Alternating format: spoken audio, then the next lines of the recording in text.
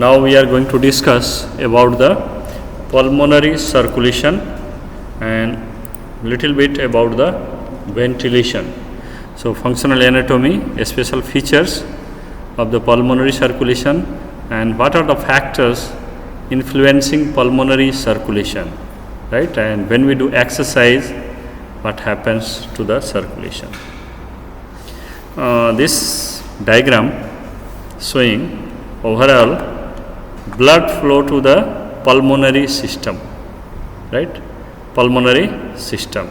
So pulmonary system, there is dual type of blood circulation. They are getting blood supply mainly by the pulmonary arteries.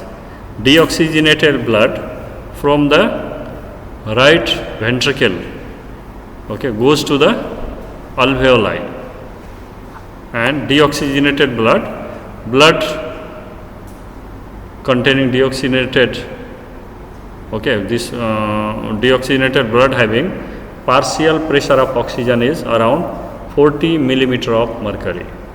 When they are going to the alveoli, they are getting equilibrated with the oxygen level there. So it is getting oxygenated, means their partial pressure will increase from 40 millimeter of mercury to 100 millimeter of mercury, right? Along with that, this is in the alveolar regions where the gaseous exchange taking place. But into the deep tissue of the lungs, where there is this direct oxygen is not able to supply the oxygen, right? Direct gas exchange. In the deep part of the lungs, there is blood supply by the branches of bronchial artery. They supply oxygenated blood. This is branch of the aorta, right? So this blood coming from the left side, right? Aorta, branch of the aorta, and this, after supplying the oxygen, they are getting deoxygenated. The amount of the blood supplied by this bronchial artery is around 1 to 2% of the cardiac output. If you consider cardiac output, normal is 5 liter, right? So 5 liter, 1 to 2% means 50 ml to 100 ml. And this pulmonary arterial blood is cardiac output, means 5 liter. So 5 liter is getting mixed with the 50 to 100 ml deoxygenated blood. This is called shunting of the blood. When deoxygenated blood getting mixed with the oxygenated blood, it is decreasing, right? Final amount will decrease slightly than the normal here, right? So this is the blood supply to the, this is showing overall supply, general circulation into the lungs. So pulmonary artery, generally that is the pressure there into the pulmonary system is very, very low in comparison to the systemic circulation. That is called, this is called low pressure circulation. And low pressure means they have to, their thickness is less. Pulmonary artery thickness is 1/3 of the aorta only. And it can be stretched easily. So that is called large compliance. Bronchial vessels, we discussed, they are supplying 1 to 2% of the total cardiac output, and they supply deep tissues of the lung, connective tissue, septa, large and small bronchi, terminal type of bronchioles, they are supplied by it.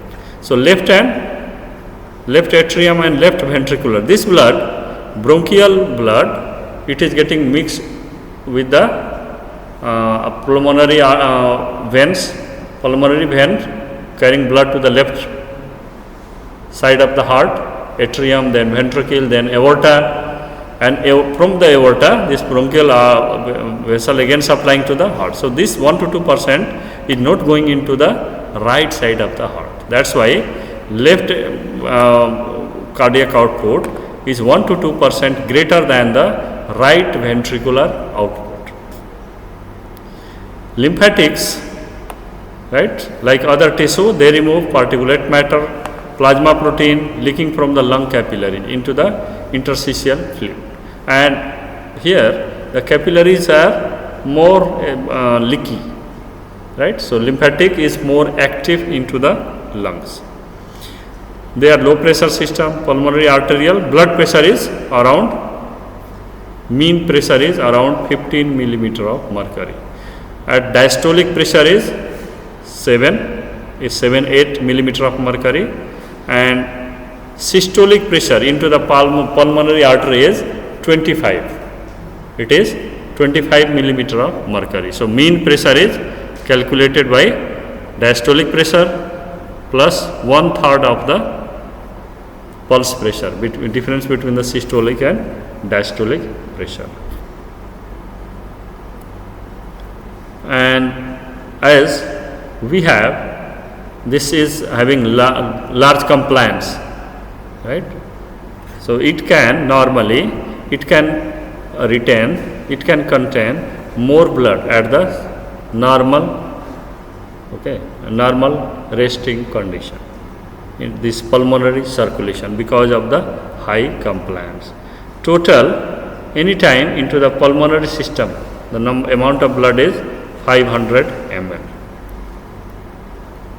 Right, in the capillary where the gaseous exchange taking place at any time, it is around 60 to 200 ml blood is there at any time, right? And it is in at capillary system there is no intermittent, it is continuous flow there. How blood flow, it is variable with the region also. So this is showing the pressure here. Right atrium normal mean pressure is around 2 millimeter of mercury. Right ventricle 25 is the maximum, right? And here how much? The diastolic pressure 0 millimeter of mercury, 25 to 0 millimeter of mercury. In arteries, pulmonary artery, it is 15, mean pressure is 15, diastolic is 8, systolic is how much? 25. Pulmonary capillary pressure is around 10 millimeter of mercury, right? And this is showing in the veins how much? Around 6, right? 6 millimeter of mercury. Left atrium, it is around 5 millimeter of mercury. Left ventricle 120 systolic pressure, and diastolic when heart is itself relaxing, right? Almost how much pressure here? 0, right? And we know when it is pumping into the aorta and its branches, how much pressure here? 120 millimeter of mercury systolic pressure, and diastolic is 80 millimeter of mercury. Remember, this arterial pressure is 80 millimeter of mercury, diastole, but left ventricular diastolic pressure is how much here? 0. So that sometime we are getting confused. It is because of this valve here. Valve is preventing flow here, and blood is coming from 5 to 0. If it is 80, blood will not come, right? So feeling is, during feeling time of the ventricle, pressure is almost 0, right? So here, if you calculate the mean pressure is 93 millimeter of mercury, and systemic capillary pressure is around 20 millimeter of mercury, right? And venous pressure less than 20, more than 2 millimeter of mercury, like here 5, 6, 7, like that. So pulmonary circulation, this is showing aortic pressure curve. How much is the normal diastolic pressure in the aorta and its branches? 80 to 120, right? So this is showing pressure record. During systole, pressure increases because of pumping of the blood from the ventricle to the aorta. Aorta is getting stretched, right? Stretchability is trying to minimize the pressure increase, right? Then when it is trying to relax, sometime blood will flow, then there is aortic pressure curve here in caesura, This is called incisura. Then again it will decrease by diastolic pressure, right? So this is the aortic pressure curve. This is showing the pressure curve. Okay, right ventricular curve. Right ventricle, how much? 0 to 25 millimeter of mercury. And pulmonary arterial pressure, it is not decreasing 0 because of the pulmonary valve. How much? 8 to 25 millimeter of mercury. Pulmonary arterial pressure is how much? 8 is the diastolic pressure. Systolic pressure is 25 millimeter of mercury. So 45 milliliter at any time, 9% of the total blood volume is remaining into the pulmonary system. 60 to 140 is used for the gaseous exchange, that is remaining into the pulmonary capillaries. Lungs acting as a blood reservoir because of the very high compliance. And as I told, in any part of the body, when there is hypoxia, that is called as vasodilation, so that more blood flow, right? They are getting more blood supply, their demand will be fulfilled. Because what causes hypoxia? More metabolic activity. So that is helping. But in the lungs, blood is going to get oxygen, right? The primary goal of the blood supply to the lung is to get it oxygenated, right? So if hypoxia happening there in any part of the lung, mechanism is just reverse than the other part. What happens? Blood flow, right, will decrease in that area. That is beneficial. If blood flow is increasing, what will happen? They are not getting oxygen, right? So that is causing vasoconstriction. Hypoxia is causing vasoconstriction into the lungs. Other part, it is causing vasodilation, but here it is causing vasoconstriction. So in one part, hypoxia, right? Suppose one part of the lung getting mucus, something blocking it, right? Blocked there. So if it is blocked, oxygen level will be less.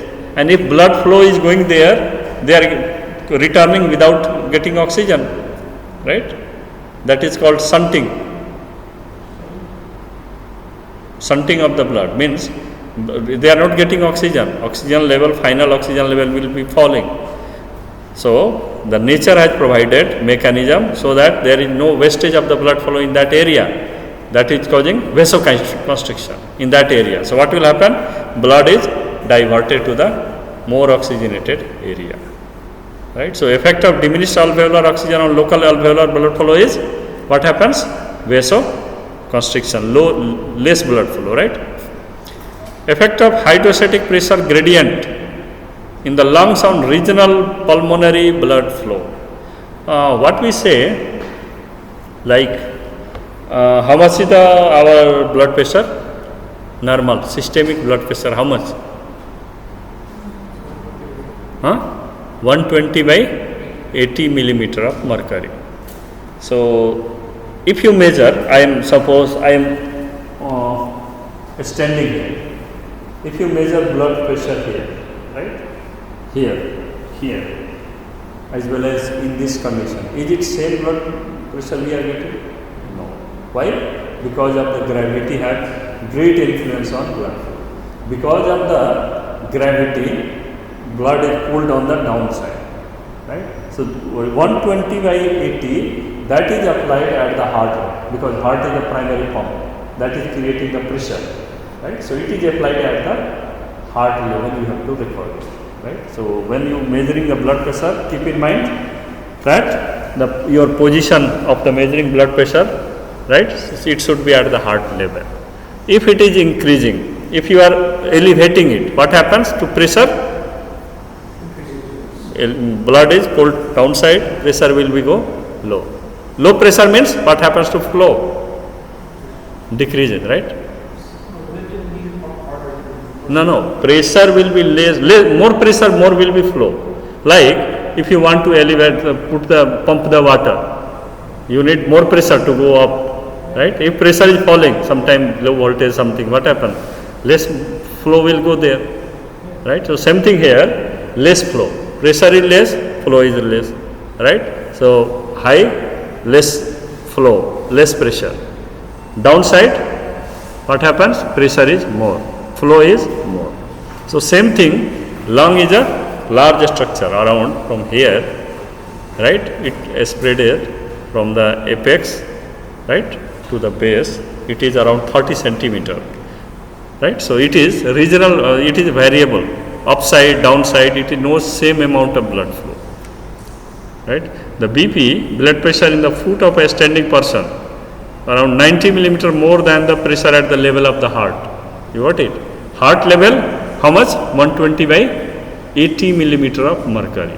When you go down at the leg, 90 millimeter you are getting more, means 120 plus 90 is the systolic, and diastolic how much? 80 plus 90, right? That is normal, right? Normal pressure. And at in the normal upright adult, lowest point in the lung is about, so from the upside, if you measure the downside, it is 30 centimeter below. Length of the height of the lung is how much? 30 centimeter, right? So calculated value for 30 centimeter is, difference in the pressure is around 23 millimeter of the mercury. From upside, how much difference? To downside, 23 millimeter of the mercury, pressure difference, right? About 15 millimeter of mercury, which is above the heart, and 8 below. What it means? That you have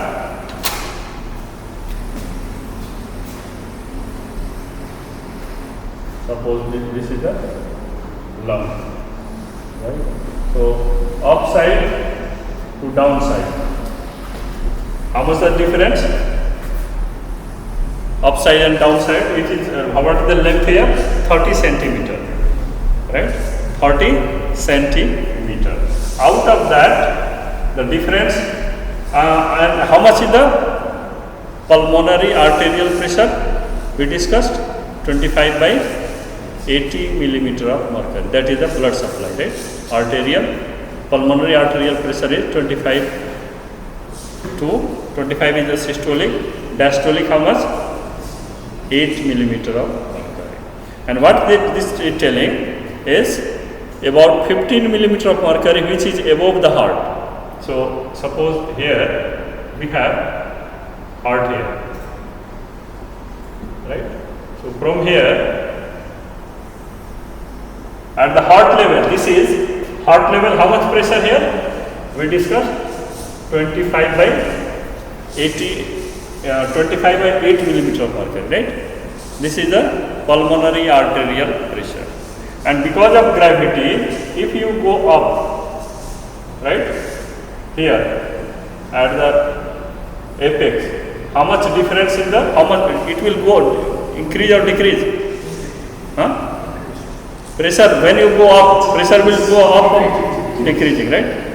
How much decrease? It is saying 15 millimeter of mercury. 15 millimeter of mercury fall in the pressure, right? So if you subtract 15 from here, 25, how much it is? 10. 10 is the systolic pressure, right? At the apex, how much pressure there? 10. Systolic is 10. And this 8, if you subtract 15 from 8, how much pressure? Minus 7. So here 10 and minus 7. 10 means that is causing blood flow, right? Minus 7 means what happens when it becomes minus? What do you mean by minus pressure?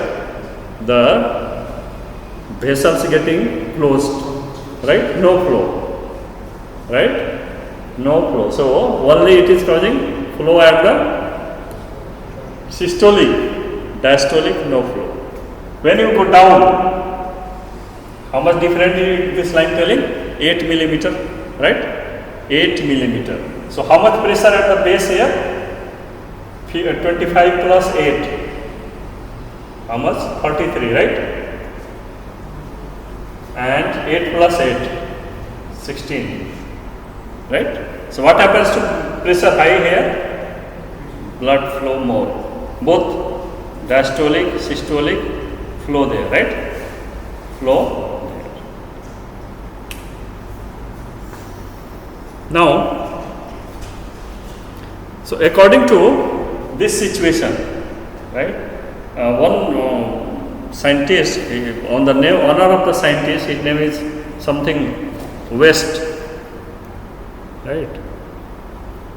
So zone of the lung, the effect of gravity and alveolar pressure on the perfusion of the, on the blood flow of the lung. Perfusion, we use the term for the blood flow, right?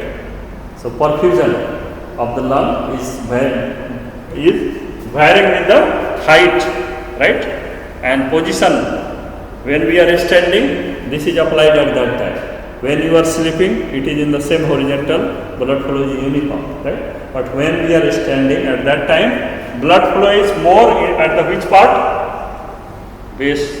At the apex, it is minimum, right? And they are divided according to the type of blood flow, according to the pressure there. There are three conditions they imagine, right? This is given, this model is given by the West. The scientist name is something West, his name, it is not East West, right? So this is called zone of the West. There is three zones there into the lungs. So zone 1, another thing is a structure of the alveoli. We have alveolar pressure, right?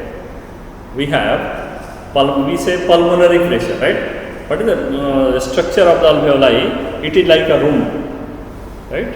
A small room. So like this is the one alveoli, this is the another alveoli, and in between them is capillary, right? So what happens? Oxygen coming from here and they are getting easily exchanged with the blood, right? From alveoli to the blood. That is the alveolar capillary they have to pass. Look here. So when we are, there is very thin layer of alveolar layer is very thin, right? Alveolar layer is very thin, and these capillaries are running in between the alveoli, right? They are running, they are passing in between the alveoli. Okay. So what happens? Imagine we studied Valsalva maneuver. I talked something about Valsalva maneuver. You remember? That is when we are defecating or trying to exert more force. What we doing? We are closing the glottis, right? All the abdominal pressure, respiratory, not what we are trying to do during the defecation. We are trying to expire, right? With the closed glottis, air cannot come out. So alveolar pressure will go very high, right? Alveolar pressure will be very high. So when alveolar pressure is more and capillary is in between, right? So what will happen? They are getting compressed. When there is alveolar compression, this capillary is getting compressed, arterioles getting compressed, what will happen to blood flow? Fall or decrease or no flow, right? When they are totally occluded, totally compressed, no flow, right? So according to that is the pressure, that depends on the pressure difference. So capital A they are showing, P and capital A symbol, that is showing alveolar pressure, right? Alveolar pressure, and a small a indicating systolic pressure, right? Systolic pressure or arterial pressure, right? V indicating venous pressure or diastolic pressure, right? So when alveolar pressure is higher than either systolic or diastolic, always they are getting compressed, right? Always they are getting compressed. So always compression means no blood flow. When alveolar pressure is more than blood pressure, right? What will happen? They are getting compressed. So no flow. That is called zone 1. Right? Always getting compressed. Zone 2, like how much we calculated here? At the apex, the systolic pressure is 10 and diastolic pressure -7. So -7 is less than, and how much is the alveolar pressure normally during inspiration, expiration? How much? Huh? Is it the normal? Alveolar pressure, pulmonary pressure, how much? Anyone remember? Alveolar pressure is how much? +1 -1, right? So +1 -1. This is -4 -8 is pleural pressure, right? Pleural always negative, and alveolar is slightly more or less than the atmosphere. Some you can get -2, right? So here, what happens? The arterial pressure, means systolic pressure is 10. It is more than the alveolar pressure 0. But diastolic pressure is minus. It is less than alveolar pressure. So during systole, blood flow. During diastole, it is getting compressed. Right? That is called intermittent blood flow. That is called intermittent blood flow. So zone 2 is intermittent blood flow. Right? And we have already calculated here that upside also arterial pressure is more than the alveolar pressure and venous pressure is less than the alveolar pressure. So most of in normal person, right?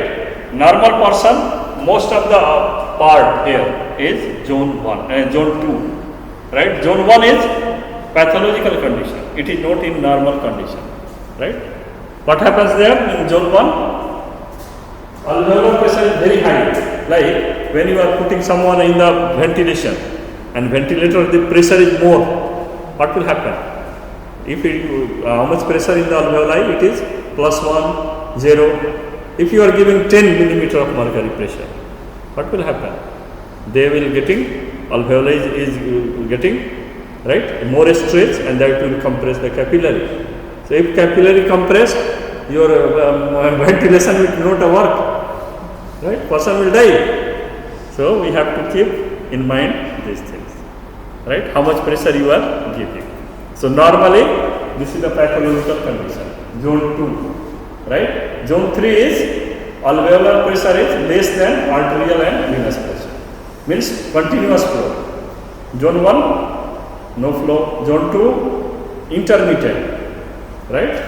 Flow at the systole when pressure is more, flow is occluded at the diastole. So both zone 1 and zone 2 are pathological? No, zone 2 is normal condition. In upper part, this is 10. So zone 2 is not pathological. Most of the upper part of the lung, zone 1 and 2, and rest of the where there is pressure is alveolar pressure is less than both the pressure, arterial and venous pressure. Then it is called zone 3. So most of our lungs are having zone 3, right? This is for the blood flow because of the gravity, right? This is called zone of the West. West is the name of the scientist.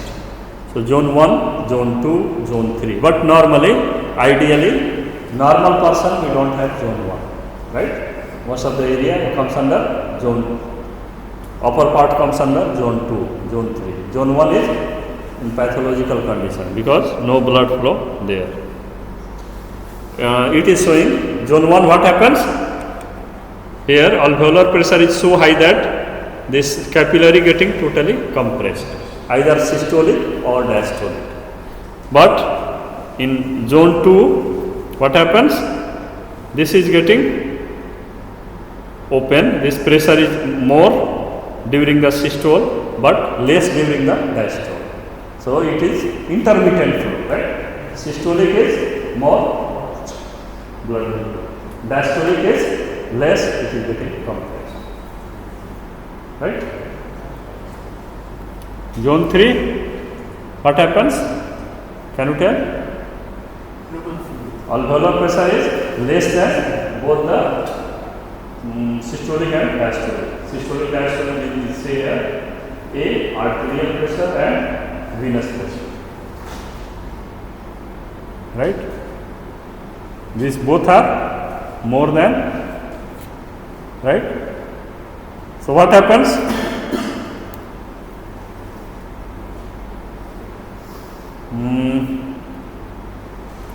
Zone 1, if blood flow is occluded there, right? And blood flow is occluded there, right? And there is oxygen. So what happens to the oxygenation? No blood flow, no oxygenation, right? That is called ventilation, means air flow and blood flow ratio is more than 1. No flow. Zone 2, that is waterfall effect, means it will go high up and down, right? Then this one is optimal gas exchange because flow is continuous, right? Flow is continuous. So VQ ratio, ventilation means gaseous exchange, right? And perfusion, blood flow is 0.8 to 1.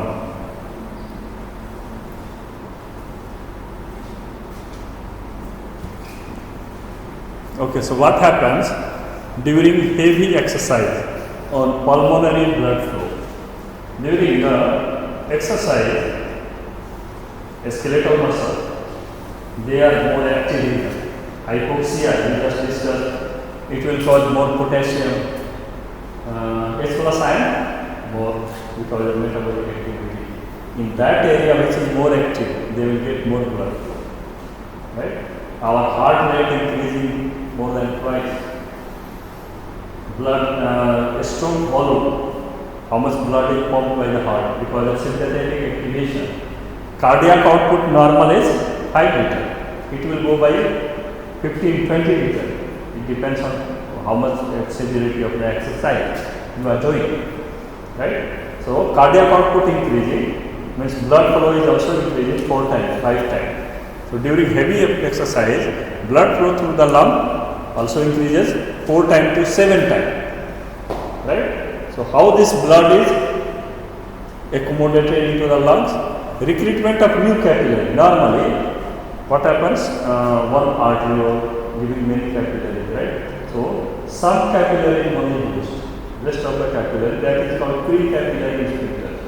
We have pre-capillary sphincters, right? So they are getting closed, right? So they will open with exercise. Recruitment of new capillary, which is closed, they will open so that blood flow to the other area also going. Sometimes as much as 3 times. And distending all the capillaries, those which is already open, first blood flow, right? They will increase the rate of flow through each capillary more than twice. Yes? Yeah, when you say the blood, blood flow during the blood flow through the lungs increases 4 to 7 times, does water reabsorption in the kidney increase? In kidney? Yeah. Okay. If the blood increases, does it affect the volume? Because right now I said the normal blood volume is 5,000. Yes. So we are up to 20,000 or so. Yes. So if that should be the case, meaning in the kidney there should be more reabsorption of water. Okay, good. What is the purpose of increasing your heart rate and increasing the blood flow? What is the purpose? To supply energy. So it is supply is not uniformly all part. Right? Like when you are doing exercise, are you using the kidney for exercise? With what you are doing exercise? The skeletal muscle. Are you using your intestine for the exercise? No. Right? So, blood flow increasing in only the skeletal muscle. And what is the mechanism I have already told? Because this is more active, there are more H+ ion, more potassium ion, less oxygen there. Right? So, all this is called vasodilation there. Right? And in the kidney, even it is causing vasoconstriction. Right? So, blood is diverted to the more active areas. Right? And this, all these things, sympathetic activation, it is increasing your heart rate. So, same, blood amount is same, but pumping is very fast. Right? So, they will increase the cardiac output. That cardiac output is called how much blood pumped per minute by the each heart, either left side or right side. Then how will the total volume of the blood increase from 5,000 to total blood volume is not increasing, that I am telling. Now, it is the cardiac output increasing. Cardiac output is how much blood pumped by the heart. So, normally it is pumping 5 liters, right? How to calculate how much blood is pumped? It is pumping one systole, it is pumping 70 ml, right?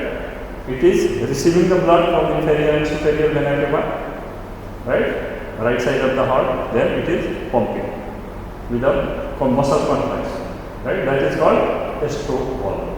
And how many times it is pumping per minute? That is our heart rate, 72, right? So 72 into each time how much it is pumping? 70 ml, right? Normally, so 70 into 72, it becomes 5 liter, almost 5 liter per minute. Okay, Mali?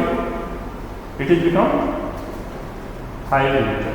When you need to increase your blood flow, like you are doing exercise, you need extra oxygen, you need extra supply. In that case, what happens? Sympathetic activation, sympathetic stimulation telling heart to pump more, right? So, like normal, this is normal, duck, love, right? But during sympathetic, you have already feel how heart is duck, it starts, right? So, when it is increasing, what will happen? You are calculating cardiac output by how much pumping, so it will become very strong contraction, squeezing the heart, right? So, more stroke volume and heart rate normally 72, it can go up to 200. So, 200 into 70, how much it becomes? It will become 40 liter, 20 liter. Total volume is not same. You got the point? Plasma, RBC, it will not change, it will remain same. So, in the heart, in the lungs, it is causing recruitment of new capillary, distension of the capillary, and increasing the arterial pressure. Pulmonary arterial pressure will increase. Right? Blood pressure also increasing during exercise. More blood is pumped, especially systolic pressure will increase more. Right? Systolic pressure will increase more in comparison to the diastole. So, this is showing blood flow into the effect of exercise and blood flow. As we discussed, upper part of the lung, blood flow is more or less? Less, because of this gravitational pull. So, it is showing on the top side, you can see on the left side of the figure, you have normally red one is standing at rest in condition, right? How much is the blood flow? It is less there in at the top, middle, normal, and highest at the bottom. Bottom it is highest. So, with exercise it is increasing there, right? How much increasing? It depends on cardiac output, right? Normal output 5 liter. With the heavy exercise it can increase 4 to 7 times. Pulmonary arterial pressure. Pulmonary arterial pressure is how much? 15 is the normal, right? 15 millimeter of mercury at the y-axis you can see, and x-axis showing cardiac output. So, cardiac output is how much is normal? How much is the cardiac output is normal for? resting condition, 5 liter per minute. Right? So when you do exercise, it is increasing, right? 5, 8, 12, 16, 20, 24.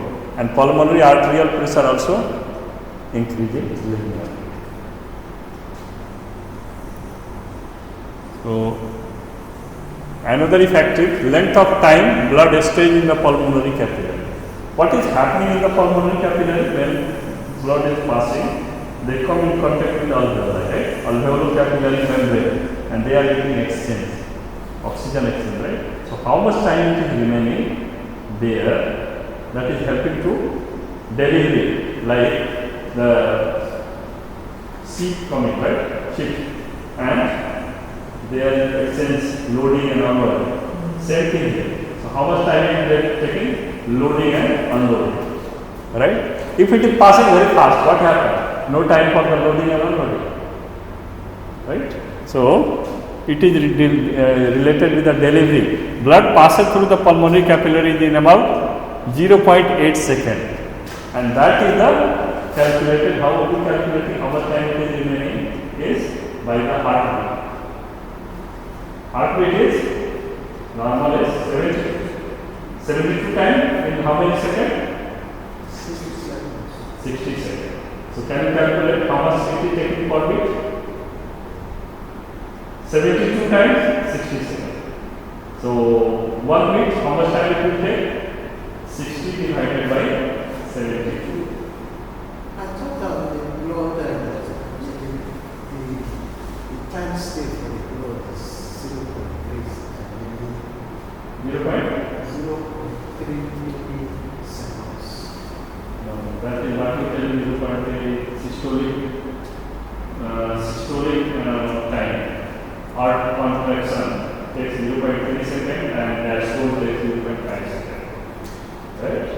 And systolic and diastole, this is the timing. And when your heart rate is very high, we just discussed, right? That blood flow is very fast there. So they are getting less time to pass through the capillary, because normally how much blood is passing? 5 liters. If you have to pass the 20 liters, right? Many ships coming here, what will happen? There is very less time they have to pass through it, right? Like our airlines. If many airlines coming at the same airport, what will happen? There is for the delivery, for the passenger, they are getting very less time. They have to immediately go. So similarly here, blood passes through the capillary in about 0.8 second normal at the heart rate of how much? 72. So how to calculate? How much time it is remaining there? Calculate by 72 time it is beating in 60 seconds, right? 72 takes how much time? 60. So 1 beat, how to calculate?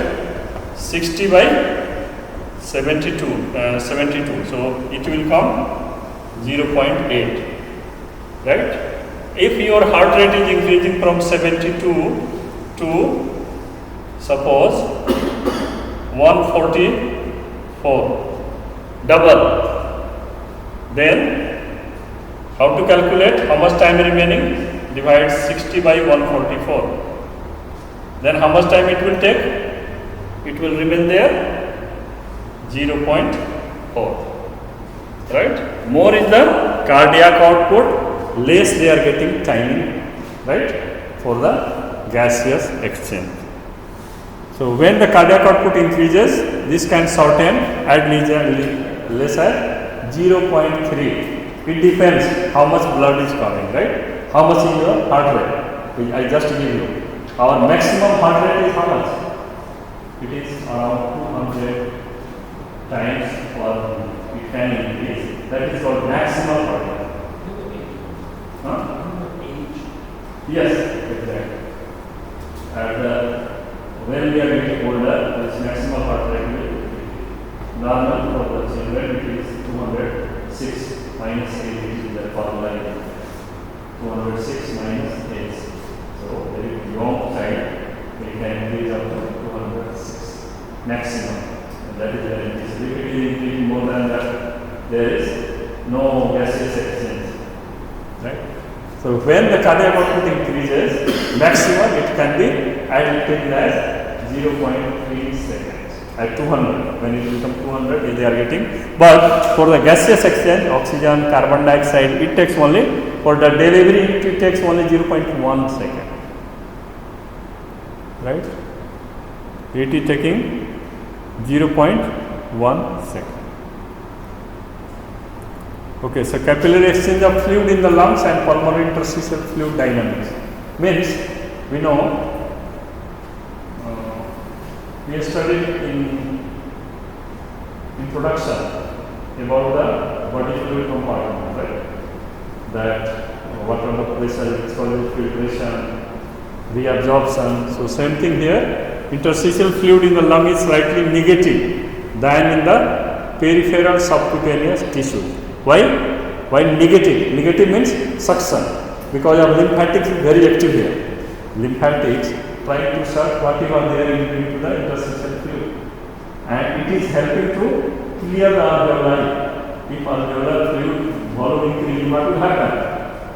We are getting edema and surface tension.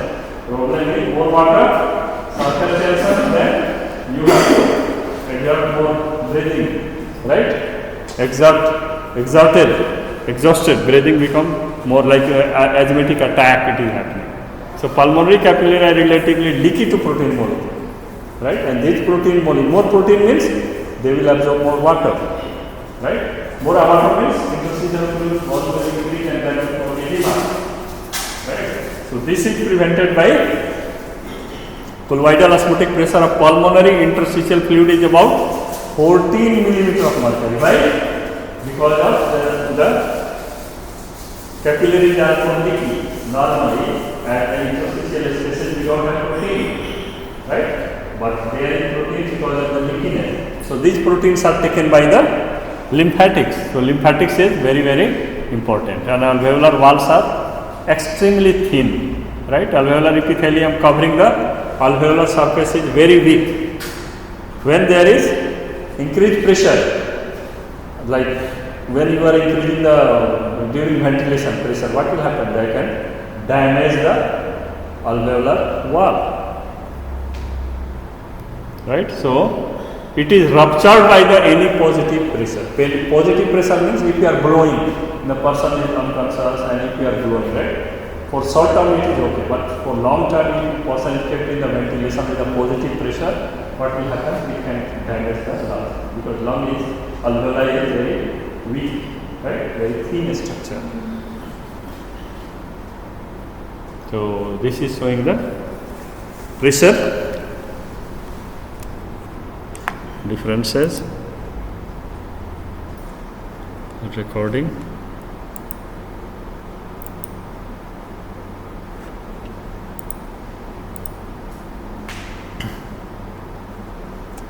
Okay, so now this is showing the pulmonary capillary.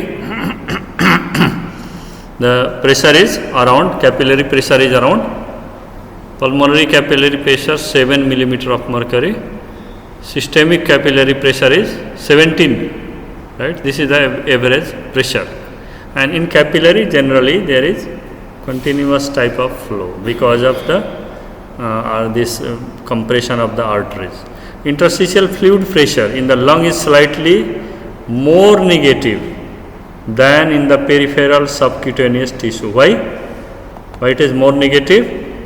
Because of the activity of the lymphatics. Lymphatic is trying to suck whatever remaining in between the cells, right? Interstitial. That's why it is negative, more negative. Another thing is in the lung there is capillaries are more leaky, so proteins there, protein is getting linked, so more fluid is going, so lymphatic should be very, very important there.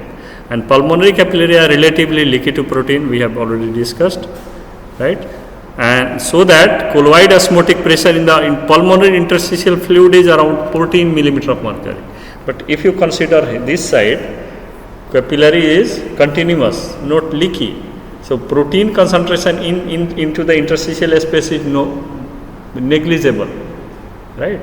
So no protein, what happens in osmotic pressure? No osmotic pressure. Osmotic pressure is 0, but in the capillary, osmotic pressure is 14 millimeter of mercury. That is causing the more filtration, right? More is the osmotic pressure, more will be the filtration. Extremely alveolar wall is extremely thin, right? So this is showing diffusion of fluid, molecule and dissolved substances between capillary and interstitial fluid. Here you have capillary, arterial end, pressure is more. Pressure means hydrostatic pressure. We have two type of pressures there. One we say hydrostatic pressure, that is blood pressure, that is going outside, right? It is pressure the outside. It is exerted by the molecules there, blood molecules outside. So more is the blood pressure, more will be filtration, this arrow, right? Another pressure is because of the solute molecules there. So solute molecule, especially more into the plasma, more into the blood is protein, right? So protein is causing colloidal osmotic pressure, colloidal osmotic pressure into the blood, right? Similarly here hydrostatic pressure, interstitial hydrostatic pressure is more. If more fluid is getting accumulated in between the cell here, what will happen to the filtration? We use the term filtration and absorption, right? Filtration is something is moving out of the capillary, that is called filtration. And when it is returning back into the capillary, what is the term used? Huh? When is coming back? Yes, absorption. Absorption and filtration, two terms. So filtration is favored by the hydrostatic pressure or more blood pressure here. It is opposed by the osmotic pressure or oncotic pressure, right? More oncotic pressure, it will cause absorption rather than filtration. And here also, how if more fluid accumulated here, what will happen? Pressure will increase. Pressure is increased, hydrostatic pressure increasing, it will oppose the filtration. Is it in the kidney? Is it the excess? Yes, exactly. Anyhow, not only kidney, anyhow, if pressure is increasing here, what will happen? It will increase the, we say edema, right? So less things will be coming, right? Change like this.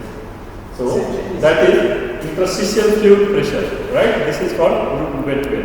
Speak here. Interstitial fluid pressure increasing, that will decrease the filtration, right? That will decrease the filtration. This interstitial fluid pressure is not increasing. Why? Because you have lymphatics. So what you have here, it is sucking, right? If you are blocking the lymphatics, what will happen? If it is not taking the interstitial fluid here, it will accumulate and it will cause less filtration, right? Or here, how it is getting absorbed? By the protein. If protein is decreasing, they are not getting absorbed, it will increase the interstitial fluid, that is called edema, right? That will cause edema. Next. Okay. So it is summarizing like two types of pressure, and we call that hydrostatic. This is for the normal. In lungs, how much is the hydrostatic pressure? It is around 7, right? 7. And oncotic pressure is here like 25. So more filtration here, right? At the arteriolar end, filtration. At the venous end, when fluid is going outside, what will happen to the pressure? Hydrostatic pressure is decreasing, right? And hydrostatic pressure, it is blood is getting more concentrated because fluid is only going out. So there is, it is here absorption. And extra fluid, which is not returning, not getting absorbed. Generally filtration is more than the absorption, that is taken by the lymphatics, right? Next. Okay. So this is summarizing these 4 type of forces. Go back again. 4 type of forces. here, this is called capillary hydrostatic pressure. It is favoring filtration, right? Another favoring the filtration is, what is the pressure here? This is called interstitial fluid hydrostatic pressure.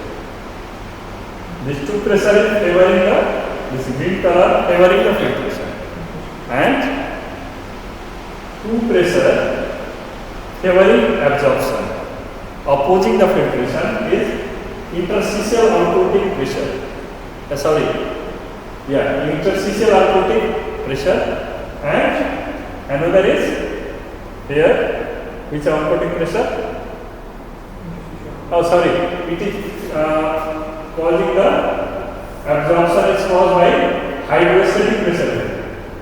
Interstitial hydrostatic pressure, right? Interstitial hydrostatic pressure. If more fluid accumulating here, what will happen? They will oppose the filtration. If pressure increasing here, right? Yeah. Everything going because of pressure different, right? So hydrostatic pressure increasing here means pressure difference will decrease. Less will be the filtration. So these four forces are called Starling forces. They are called Starling forces. What are Starling forces? Capillary hydrostatic pressure, capillary oncotic pressure, interstitial hydrostatic pressure, interstitial oncotic pressure. Go next slide. So just what we discussed again. Capillary pressure means hydrostatic or oncotic. When we say pressure means hydrostatic pressure, right? Generally pressure we are talking is hydrostatic pressure. So capillary pressure more, it will go outside, right? Outward forces, capillary pressure, interstitial fluid colloid osmotic pressure. If more protein outside, it will suck, it will absorb more water from capillary, right? So that this is 14. Otherwise, normally how much is the oncotic pressure here? Outside, no protein there, so that is 0. But in the pulmonary, some questions I got, right? That's why I am emphasizing. It is more leaky, right? More protein there outside. So it is favoring the filtration, right? And negative interstitial fluid, it is also causing the filtration, right? So normal total outward force is 29, and inward is plasma colloid oncotic pressure 28, right? Plasma colloid oncotic pressure is 28. So normally what happens? Lungs is kept very clean because of lymphatics, right? And if there is more filtration, less absorption, what will be the result? Edema. Right? So edema is not taking place because of lymphatics is very active. Right? And another thing is it is a very thin structure. We use the term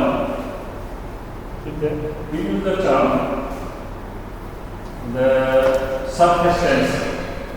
Imagine where there is surface tension, right? It will try to collapse, and the surface tension is outside the capillary, right? In the alveoli here. So surface tension will cause more fluid here. It will trap more fluid. If surface tension is not taken care, it will cause lung edema. That is happening with the high LPG. When we go high LPG, right, it is causing pulmonary hypertension because of hypoxia. Hypoxia causes vasoconstriction and vasodilatation in the lungs, other part vasodilation. So vasoconstriction means you have pulmonary hypertension. More blood pressure, more what will happen? Filtration or absorption? Blood pressure level is remember hydrostatic. Yeah. We are not talking about the oncotic pressure depends on what? So protein is same, but pressure is high. More filtration. More filtration means edema. Right? Edema means surface tension will be more. It is but lymphatics is helping to the substance. Right? If it is slight increase, it will will be taken very fast by the lymphatics. But when it is going more than lymphatic, edema, then you have wheezing, right? Difficulty in breathing. So these things come next. Okay, so pulmonary vasoconstrictor, some chemical you have to know, like low PaO2. A indicates alveolar oxygen. A, capital A here, everywhere it is capital A means alveolar. A small a means arterial. V means venous. Right? These things are simple. Thromboxane A2. Some allergic reactions, they causing release of this thromboxane A2. Alpha adrenergic catecholamines, right? Angiotensin, leukotrienes. So they are released because of the chemical allergy. Serotonin, endorphin, histamine, prostaglandin, high carbon dioxide, right? High carbon dioxide. These are causing vasoconstriction. Vasodilator, high PaO2 means when oxygen is more, they are beneficial for the blood flow, right? When blood is flowing, when the area where there is more oxygen, they are getting more oxygenated, right? So they are causing vasodilation. Prostacyclin, nitric oxide, NO2, right? Nitric NO2 and NO nitrous. Okay, bradykinin, dopamine, beta adrenergic catecholamine. Look here. I got surprised. Alpha, adrenergic, vasoconstriction, beta is causing vasodilation. So dominance is by the beta, right? Alpha is very less. What's the full form of PaO? What is? Full form. That I told her. Pressure. P means pressure. A means alveoli. Capital A alveoli, a small a arterial. Right, and oxygen. Oxygen level in the alveoli, partial pressure of oxygen into the alveoli. How much normally? 100 millimeter of mercury. Around 90, 80, 78 to 98 is considered as normal. Next. We are coming to the end. Next. Fast. Okay, so potential causes of pulmonary edema. We just discussed. Anything which causes high capillary pressure, like we are going ascending to the very high altitude places, right? Next, inflammation, release of these chemicals we discussed, right? Allergic reactions, they are causing vasoconstriction. Vasoconstriction means blood flow, right? Pressure will increase. High surface tension. What causes high surface tension? Generally, we have two types of cells, pneumocyte 1 and 2. One is 95% of the lungs, almost 99% is covered by the flat, like pavement cells, that is pneumocyte 1, very thin structure for the gaseous section. Another type is called pneumocyte 2, that is helping into the repair as well as release of the surfactant, right? So when these cells are having problem, they are not releasing surfactant, that will cause high surface tension, right? Surface tension will cause sucking, the pressure will increase, lung become collapsed, right? Pressure will increase, edema, lung edema. Next. So that we discussed that premature babies, if they are birthed before 36 weeks, right? Pneumocyte is not developing, right? And release of the non-steroidal anti-inflammatory drug, or diabetic mothers having this type of problem. Decrease plasma protein, right? Plasma protein because it is causing oncotic pressure, absorption. So imbalance between filtration and absorption, right? More filtration, less absorption. What will happen? Because accumulation of the fluid. Anywhere, protein there, like starvation or liver disease, because proteins are synthesized into the liver. So liver disease, less protein there, that will cause edema. Hemodilution, that is happening into the hemodilution means more like ADS, right? It is causing extra amount of water there. Or in the pregnant ladies, impaired lymphatic drainage, because lymphatic is helping to suck it up. High central venous pressure. If venous pressure is more, like backward, right? Next, high altitude. What is the mechanism? We have already discussed that oxygen level is less, hypoxia. It is causing vasoconstriction. Next, drowning. If water there, how, Latif, can you tell? How drowning causing? Edema? Water level increasing in the, right? We are taking the water reading, which is going into the alveoli. Water increasing surface tension. Right? Surface tension is causing. Next. Next. Any question? Thank you.